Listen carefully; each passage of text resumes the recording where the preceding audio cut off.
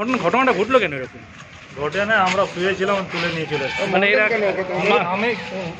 আমরা মারিনি, কোনো কিছু করিনি আমরা। আচ্ছা, কে মেরেছে তাহলে এটা? আমরা কিছুই জানি না স্যার। হ্যাঁ। রাত্রিবেলা শুয়েছিলাম, হ্যাঁ, হয়তো তুলে চলে বাড়িতে পুলিশ এসে তুলে নিয়ে চলে এসেছে। কি নাম তোমার? শিবশঙ্কর নুনিয়া। আর দর্জি কাজ করি, একটা সাধারণ সেলাইয়ের কাজ করি। হ্যাঁ, মানে ফাঁসি দেওয়া হয়েছে?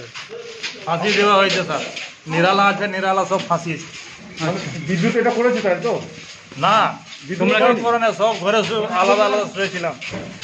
চলো চলো।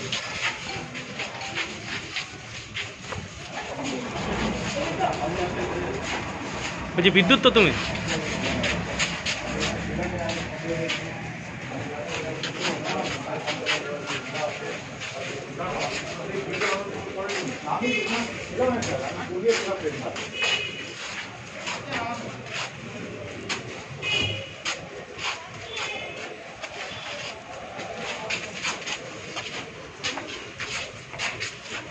কে